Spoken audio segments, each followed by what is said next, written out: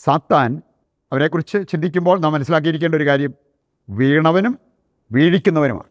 സാത്താൻ വീണവനും വീഴിക്കുന്നവനും. ഇന്ന് നമുക്ക് കാണാൻ സാധിക്കും, ദൈവത്തിൻ്റെ സ്വന്തമായിരിക്കേണ്ട ദൈവജനം സാത്താൻ്റെ സ്വന്തമായി മാറിയിരിക്കുന്നു. എങ്ങനെ ഇത് സംഭവിച്ചു? സാത്താൻ വീണവനും വീഴിക്കുന്നവനുമാകിയാൽ എങ്ങനെയെങ്കിലും അവൻ്റെ രാജ്യത്തിലേക്ക് ദൈവജനത്തെ കൊണ്ടുവരാൻ അവൻ പരിശ്രമിക്കും. സാത്താനെക്കുറിച്ച് പറഞ്ഞിരിക്കുന്നവൻ ദൈവത്തിൻ്റെ എതിരാളിയാണ്, ദൈവത്തെ എതിർക്കുന്നവനാണ്, ദൈവത്തിൻ്റെ ശത്രുവാണ്. ആ ശത്രുപക്ഷത്ത് നമ്മൾ ചേർന്ന് കഴിഞ്ഞാൽ തീർച്ചയായിട്ടും നമ്മൾ ദൈവത്തിൽ നിന്നും അകന്നു പോകും. ഒരു സംഭവം ഞാൻ കേട്ടതാണ്. ഒരാൾ വളരെ സ്മാർട്ടായിരുന്നു.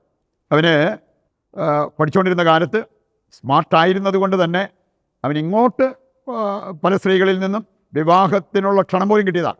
അവസാനം അവൻ ഇഷ്ടപ്പെട്ട ഒരാളുമായിട്ട്, ഒരു ധനിക കുടുംബത്തിൽ നിന്നുള്ള വ്യക്തിയുമായിട്ട് വിവാഹമൊക്കെ നടന്നു.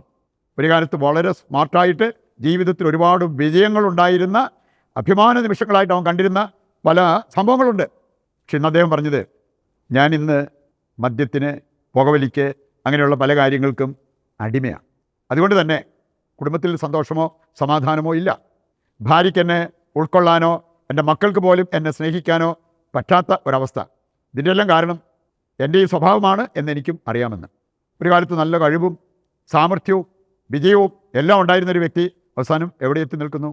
ദൈവമക്കളായിരിക്കേണ്ട നമുക്കും വേണമെങ്കിൽ സാത്താൻ്റെ മക്കളായി മാറി അവൻ്റെ ഭരണത്തിന് കീഴിൽ നമ്മുടെ ജീവിതം പരിതാപകരമാക്കാനായിട്ട് സാധിക്കും. ഈ വിഷയവുമായി ബന്ധപ്പെടുത്തി ആദ്യമായിട്ട് നമ്മൾ ചിന്തിക്കുന്നത്, ദൈവമക്കളായി നമ്മളെക്കുറിച്ച് വചനം പഠിപ്പിക്കുന്നത് എന്താ? ദൈവത്തിൻ്റെ സ്വന്തം. ഈ സ്വന്തത്തെയാണ് സാത്താൻ സ്വന്തമാക്കിയത്. പല വ്യക്തികളുടെയും ജീവിതം പഠിച്ചു കഴിഞ്ഞാൽ നമുക്ക് കാണാൻ സാധിക്കും, അവർ സാത്താൻ്റെ സ്വന്തമായി മാറി. ദൈവത്തിൻ്റെ സ്വന്തമായിരിക്കേണ്ടത്. നിയമാവർത്തനം 4-ാം അധ്യായം 7-ാമത്തെ വചനം വായിക്കുമ്പോൾ അവിടെ ചോദിച്ചിട്ടുണ്ട്, നിങ്ങൾ വിളിക്കുമ്പോൾ അത് കേൾക്കാൻ നിങ്ങളുടെ അടുത്ത്, ഇത്രയും അടുത്ത് വസിക്കുന്ന ദൈവമുള്ള മറ്റേതെങ്കിലും ശ്രേഷ്ഠ ജനതയുണ്ടോ? നിങ്ങൾ വിളിച്ചാൽ ആ സമയം കേൾക്കാൻ ഇതാ ഞാനെന്ന് പറഞ്ഞ് ഓടി വരുന്നൊരു ദൈവം. അങ്ങനെ ഒരു ശ്രേഷ്ഠ ജനതയായിരിക്കേണ്ടവരാണ് നമ്മളെന്ന്. പുറപ്പാട് 19 5-ാമത്തെ വചനം വായിച്ചാൽ അവിടെ പറഞ്ഞിട്ടുണ്ട്, എൻ്റെ ഉടമ്പടി നിങ്ങൾ പാലിച്ചാൽ നിങ്ങൾ എൻ്റെ സ്വന്തം ജനമായിരിക്കും. ഞാൻ നിങ്ങൾക്ക് ഏക ദൈവവും നിങ്ങൾ എൻ്റെ സ്വന്തം ജനവുമായിരിക്കും. അതിനാൽ ഉടമ്പടി പാലിക്കുന്നവരായിട്ട് നമ്മൾ മാറണം. 1 ദിനവൃത്താന്തം 17 9-ാമത്തെ വചനത്തിൽ നമ്മൾ കാണുന്നുണ്ട് ഈ പദപ്രയോഗം, എൻ്റെ ജനമായ ഇസ്രായേൽ എന്ന് ദൈവം വിളിക്കുന്നത്. എൻ്റെ ജനം, ദൈവത്തിൻ്റെ സ്വന്തം. ജെറമ്യാ 31:20 വായിച്ചാൽ അവിടെ പറഞ്ഞിട്ടുണ്ട്, എഫ്രായിം നീ എൻ്റെ സ്വന്തമാണ്, ഇസ്രായേൽ നീ എൻ്റെ സ്വന്തമാണ്, നീ എൻ്റെ ഓമനക്കുട്ടനാണ്. ഇങ്ങനെയെല്ലാം പറഞ്ഞിരിക്കുന്നത് ഈ വചനത്തിൽ നമുക്ക് കാണാൻ പറ്റും. ശരിക്കും ആരാണ് ക്രിസ്ത്യാനികൾ? ക്രിസ്ത്യാനികൾ എന്ന് പറഞ്ഞാൽ പുതിയ ഇസ്രായേൽ. ഇസ്രായേലിനെക്കുറിച്ച് വചനം പറയുന്ന ഈ കാര്യങ്ങളെല്ലാം നമ്മളെക്കുറിച്ച് വചനം പറയുന്നതാണ്. അതാണ് നമ്മൾ എന്ന് കർത്താവിൻ്റെ വചനം നമ്മെ ഓർമ്മിപ്പിക്കുന്നു.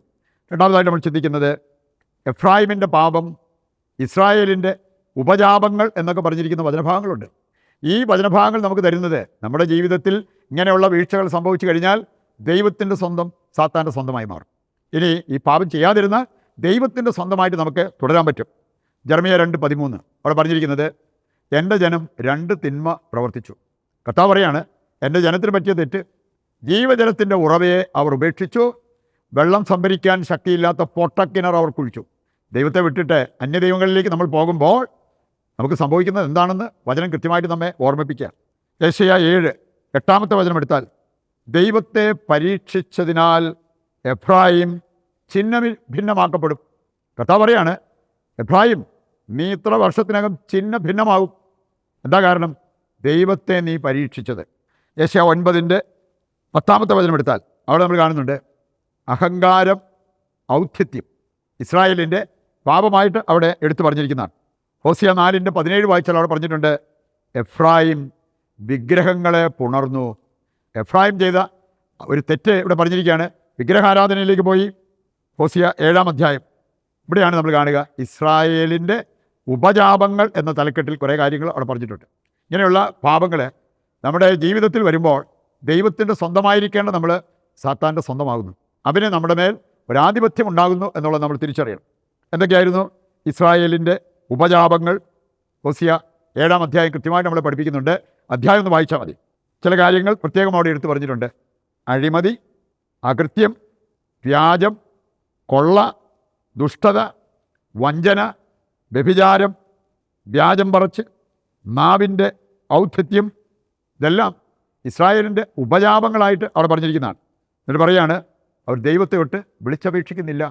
തെറ്റുപറ്റിയാൽ നമ്മൾ അനുദപിച്ച് ദൈവത്തെ വിളിച്ചപേക്ഷിച്ചാൽ ദൈവം അതെല്ലാം ക്ഷമിച്ച് നമ്മെ വീണ്ടും സ്വന്തമാക്കും. ജെറമ്യാ 3:12-22 വചനങ്ങൾ നമ്മളെ പഠിപ്പിക്കുന്നതാണ്. നീ ഒന്ന് തിരിച്ചു വരിക, ഞാൻ നിന്നോട് നിത്യമായി കോപിക്കില്ല, നീ തിരിച്ചു വന്നാൽ നിൻ്റെ ഐശ്വര്യം ഞാൻ പുനഃസ്ഥാപിക്കും. ഇതെല്ലാം കർത്താവ് കൃത്യമായിട്ട് നമ്മെ പഠിപ്പിക്കുന്നുണ്ട്. അവസാനമായിട്ട് നമ്മൾ ചിന്തിക്കുന്നത് സാത്താനെക്കുറിച്ച് നമ്മൾ അറിഞ്ഞിരിക്കേണ്ട ചില കാര്യങ്ങൾ. ഒന്ന്, അവൻ വീണവനാണ്, വീണുപോയവൻ. യെശയ്യായുടെ പുസ്തകം 14:12 മുതൽ വായിക്കുമ്പോൾ, വെളിപാട് പുസ്തകം 12:9 വായിക്കുമ്പോൾ അവിടെയെല്ലാം നമുക്ക് കാണാൻ സാധിക്കും വീണുപോയ മാലാഖ. ആ ഉഷസിൻ്റെ പുത്രനായ പ്രഭാത നക്ഷത്രം വീണുപോയി അഹങ്കാരം മൂലം. ഇനി വീണവനാണ് സാത്താൻ എന്നുള്ളത് നാം തിരിച്ചറിയണം. രണ്ടാമത്തേത്, വീഴിക്കുന്നവനാണ് സാത്താൻ. അവന് ഉറക്കമോ ക്ഷീണമോ പരവിചാരങ്ങളോ ഒന്നുമില്ല. നമ്മളൊക്കെയാണ് പ്രാർത്ഥിക്കാനിരുന്ന ഇതെല്ലാം കയറി വരും. നമ്മുടെ ജീവിതത്തിൽ ഒന്ന് ഏകാഗ്രമായിട്ട് പ്രാർത്ഥിക്കാനും വചനം വായിക്കാനും ഒക്കെ നമുക്ക് ഭയങ്കര പാടാണ്. സാത്താന് പരവിചാരമൊന്നുമില്ല. ഒറ്റ വിചാരമേ ഉള്ളൂ, ദൈവമക്കളെ അവൻ്റെ മക്കളാക്കി മാറ്റണം. അതിന് രാവെന്നോ പകലെന്നോ ഇല്ലാതെ അധ്വാനിക്കുന്നു. അലറുന്ന സിംഹത്തെപ്പോലെ ആരെ വിഴുങ്ങണമെന്ന് നോക്കി നടക്കുന്നവനാണ് സാത്താൻ. 1 പത്രോസ് 5:8 വചനത്തിൽ നമ്മൾ വായിക്കുന്നത് ആ ഒരു കാര്യമാണ്. മറ്റൊരു കാര്യം കൂടി സാത്താൻ ചെയ്യുന്നുണ്ട്. വീണ് പോയവർക്ക് വേണ്ടി അവൻ വാദിക്കും. നമ്മുടെ ആണെങ്കിലും ജീവിതത്തിൽ നമ്മൾ അവിശ്വസ്തത കാണിച്ച് ദൈവത്തെ മറന്നൊക്കെ ജീവിച്ചു കഴിഞ്ഞാൽ നമ്മുടെ ശരീരത്തിന് വേണ്ടി, ആത്മാവിന് വേണ്ടി സാത്താൻ വാദിക്കും. സക്കറിയ 3:3 വചനത്തിൽ നമ്മൾ കാണുന്നു, മുഷിഞ്ഞ വസ്ത്രമണിഞ്ഞ ജോഷുവയെക്കുറിച്ച് സാത്താൻ അവൻ്റെ മേൽ കുറ്റാരോപണം നടത്തുന്നതും നമുക്ക് കാണാൻ പറ്റും. യൂദായുടെ ആ ലേഖനം, അത് ഒരധ്യായമേ ഉള്ളൂ, 9 വചനം. മോശയുടെ ശരീരത്തെ ചൊല്ലി തർക്കിക്കുന്ന സാത്താനെ കാണാൻ പറ്റും. അതുകൊണ്ടാണ് ഞാൻ പറഞ്ഞത്, അവൻ വീണവനാണ്, വീഴിക്കുന്നവനാണ്, വീണുപോയവർക്ക് വേണ്ടി വാദിക്കുന്നവനാണ്. ഇക്കാര്യം മനസ്സിലാക്കിക്കൊണ്ട് നമുക്ക് സാത്താനെതിരെ ജാഗരൂകതയോടെ നീങ്ങുവാൻ വേണ്ട കൃപയ്ക്കും അനുഗ്രഹത്തിനുമായി പ്രതിഷ്ഠാജപത്തിൽ പങ്കുചേർന്ന് പ്രാർത്ഥിക്കാം.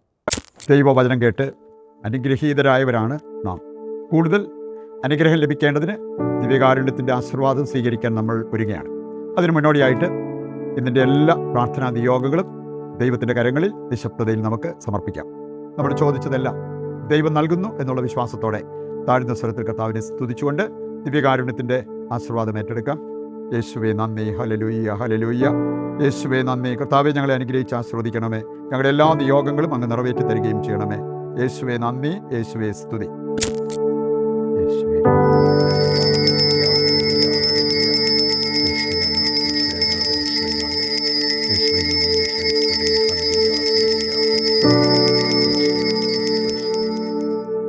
മറ്റൊരു എപ്പിസോഡുമായി നാളെ വീണ്ടും നമുക്ക് ഒന്നിക്കാം. ഈശോ മിശിഹായ്ക്ക് സ്തുതിയായിരിക്കട്ടെ. ദൈവം നിങ്ങളെ സമൃദ്ധമായി അനുഗ്രഹിക്കട്ടെ.